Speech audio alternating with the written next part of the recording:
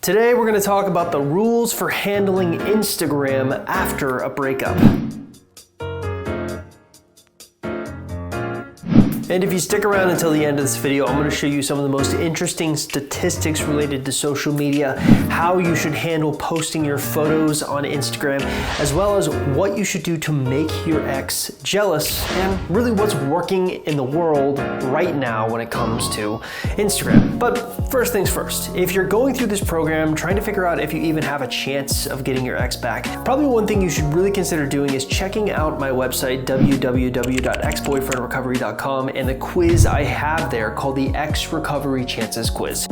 It's a simple 2-minute quiz designed to tell you what kind of chance you have of getting your ex back so you know if you're wasting your time or not. Now, if you're interested in taking this quiz, all you have to do is simply look in the description link below this YouTube video and click on it. It's truly that simple. Okay, let's get started and talk about the rules of Instagram when it comes to breakups. So I want to preface this video by talking first about something completely unrelated to Instagram, and that's a strategy that we've utilized called the no contact rule. Now, often when you hear me talk about the no contact rule, you'll hear me talk about the merits of making your ex miss you and what you can do with your life during the no contact rule. But the reason I'm talking to you about it today in a video solely designed for Instagram is to show you, or rather tell you, where we're seeing Instagram and other social media platforms have the biggest success. That's right, if you're going through a breakup, we recommend the very first thing you do is implement a no contact rule, a simple 21 to 45 day rule where you ignore your ex basically no matter what, except there's a few situations where you alter that, obviously. But what we found is that those people who have utilized the no contact rule still need to be paying attention to what they post on social media. In fact, social media is your indirect way of communicating with your ex after a breakup if you're in the midst of a no contact rule. So I want to preface that everything I'm saying in this video is under the assumption that you are in a no contact rule, where you are purposely ignoring your ex in order to make them miss you and work on how you can improve your life and kind of hit that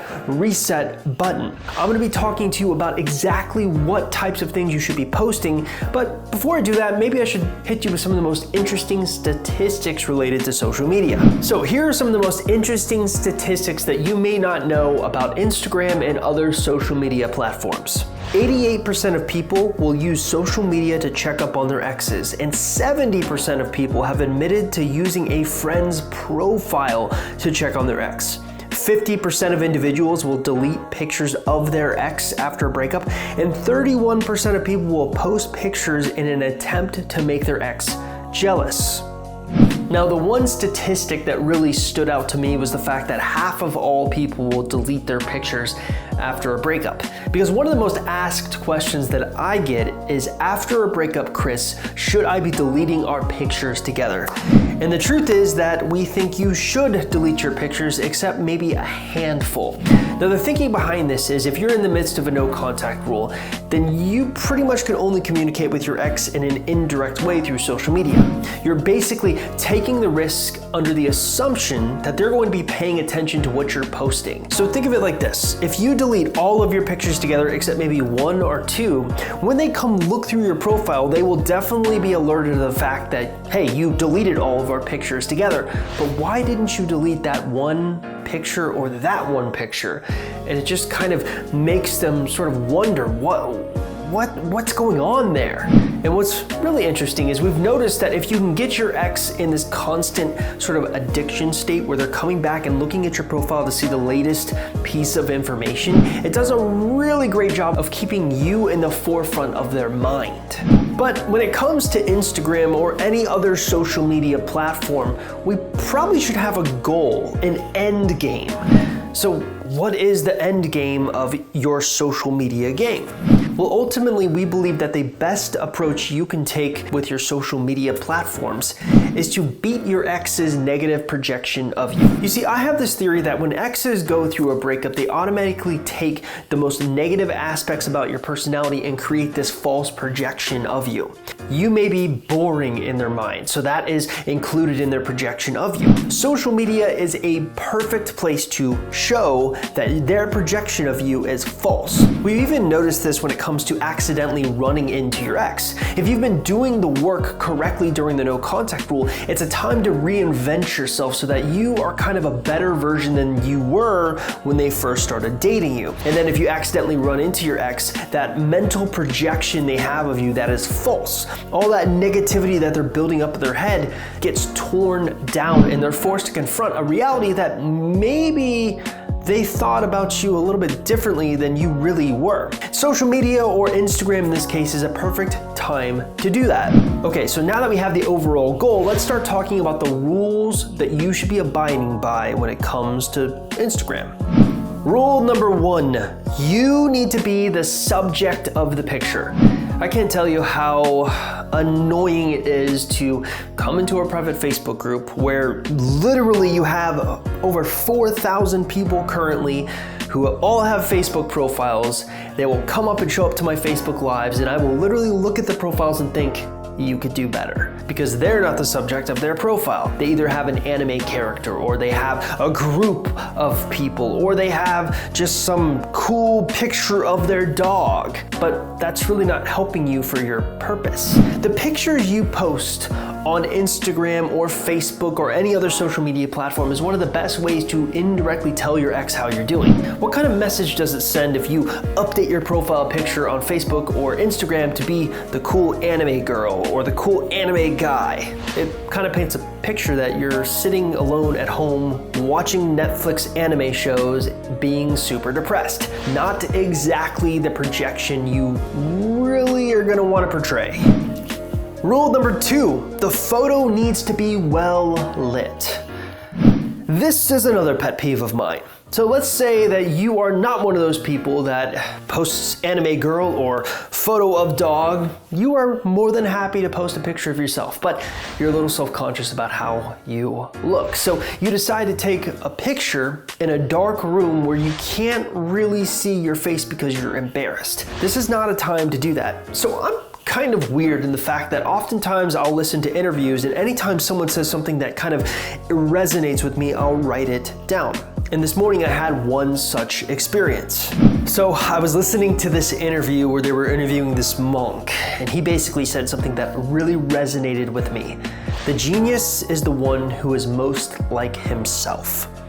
If you're one of those people that is a little self-conscious about your looks and you're afraid to be in a well-lit photo or even afraid to professionally do a photo shoot for you, then all I'm gonna say is this to you. If you're afraid to be yourself, or you're afraid to show the aspects of your personality that make you who you are selling yourself short.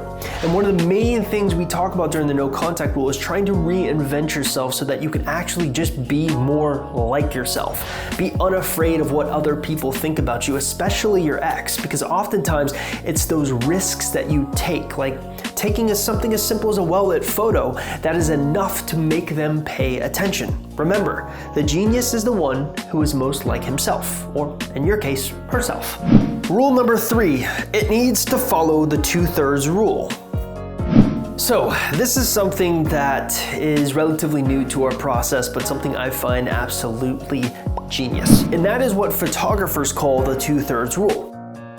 You see, when photographers are trying to figure out where to position a subject, they imagine a 3x3 grid over the top of every picture they take. And they try to structure every shot in that the subject takes up 2/3, no more, no less. If it's taken up more than 2/3 of the shot, then you need to back up until you hit that sort of perfect alignment. If it takes up less, then you need to kind of come in. So what you're seeing right here are perfect examples of photos that have done a perfect job of hitting that 2/3 rule. So each of these 4 photos are perfect examples of the 2/3 rule in effect. Notice how the first photo is a man, but he's a little bit to the right, yet he only takes up 2/3 of the image. The second photo is a man who is on the left, taking up 2/3 of the image. Then you have 2 photos of 2 males in the middle of the picture, but they're both taking up no more and no less than 2/3 of the image. Every single photo you post should follow these guidelines. Try to hit the imaginary 2/3 rule. Rule number 4, showcase yourself doing things that beat your ex's negative projections of you. So far, we've only really been talking about the rules of posting. You be the subject, make sure it's well lit, make sure you position yourself so that you're perfectly 2/3 in the picture. Well, here we're gonna be talking about the things you should be posting of yourself doing. As I've stated already, your ex will have a negative projection of you. For some exes, they may think that you're boring or selfish. So what are some of the things that you can do indirectly to overcome those negative projections of you? Let's take someone who's selfish. Let's say your ex accused you of being incredibly selfish and self-centered throughout your relationship. Well, one of the best things you can do to overcome this negative projection of you is to literally go out, volunteer time for Habitat for Humanity, building a house, or volunteer giving soup to the homeless, and take pictures of yourself doing it. Then post those pictures. It's a direct attack on that negative association with you. And then of course, let's say you have an ex who believes you are the most boring person alive. Often you may have heard my theory on mystery and stability and how we need both in relationships, and one of the reasons that breakups occur is because you have too much of one thing. If your ex views you as boring, he views you as that stable force that isn't able to do adventurous or mysterious or spontaneous things.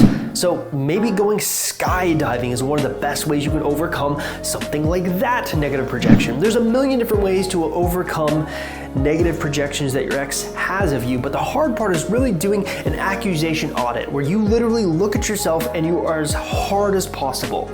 You think, okay, my ex is thinking I was boring. He thinks I was this, he thinks I was this, he thinks I was this. And then you're literally thinking of ways you can overcome that indirectly through social media, like Instagram. Rule number 5, don't be afraid to post a jealousy picture. So, if you haven't noticed, lately I've been posting a lot of success stories on this YouTube channel. Why? Well, ultimately, I've been trying to figure out what are the patterns that I'm not noticing that I need to talk about to help people get their exes back. And what's interesting is we've noticed a lot of different patterns. The first most consistent pattern we're seeing in every single success story has to do with mindset. It has to do with getting to this point where you just don't care if you get your ex back or not, which is a hard point to get to if you want your ex back more than anything. The second thing is we've noticed jealousy has been pretty consistent throughout a lot of situations. Fear of loss. Your ex thinks that some other guy is gonna take over and become your Prince Charming, and he gets threatened and wants to act. One great way to tap into that fear of loss, is with a jealousy picture. Now, my thoughts on jealousy have been well recorded, but if you're not really familiar with them, here they are. I'm a big believer in less is more. So one of the cool resources that we have through our program is our private Facebook support group. It's a collection of over 4,000 individuals currently, it's growing, that have been going through breakups, struggling through breakups, that are just trying to help each other. I'll come in there, my other coaches will come in there, and they'll basically just help where they can. I'll do a Facebook Live, Coach Anna will do a Facebook Live, sometimes my wife will come in there, offer her expertise. But ultimately, what's really cool is to see this resources of people, this group of people who've come together and come up with resources of their own. So they've heard me talk about different ideas behind jealousy text messages, or jealousy things to post, or jealousy pictures to post. And what's really cool is we have an album in there called Jealousy Pictures, literally pictures that you can use and people have given their own permission to use to make your ex jealous. And what I'd like to do is take 2 of those photos and kind of dissect them for you right here, right now, so you can see kind of why they work so well. So the first picture is of 2 wine glasses you see here doing the clink. But what's interesting about this is it is a direct to indirect way of basically showing that you're on a date with someone else. But your ex doesn't really technically know if it's a friend or if it's a date. Generally speaking, if you're going on a date where there's 2 people with wine glasses, it's more of a romantic type date. But this is the most direct version of jealousy pictures that we recommend. It's giving your ex enough rope to allow his imagination to take advantage of him. It's really the second picture that is the genius one. So what you'll notice here is it just looks like a picture of food, but what maybe you're not noticing is in the top right-hand corner, there's an arm and a hand. Who is that? Is she on a date? No, she couldn't be on a date. Again, less is more. What you're looking for here with pictures like these is to give your ex enough rope so that his imagination takes hold and he starts worrying. He starts thinking, well, maybe she's not waiting around for me like I thought, or maybe she's not as pained from this breakup as I thought. Now, how often should you be posting these type of jealousy pictures? It depends. It depends on the situation, and it's usually something you only want to do once a month at the most. Most of the time, you're just wanting to combat that negative perception your ex has of you, but you need to throw in jealousy pictures every once in a while. Always less is more. There's a difference between posting a picture of you making out with some dude and posting a picture like the ones I just showed you. Less is more. Hey there, thank you so much for getting to the end of this video. If you haven't already, make sure you stop everything you're doing and take that Ex Recovery Chances quiz I talked about at the beginning of this video. All you gotta do is simply look at the description link below this YouTube video and click on it. Also, if you haven't liked, commented, and subscribed to the channel, please, please, please, please, please, please do that. I'll see you next time.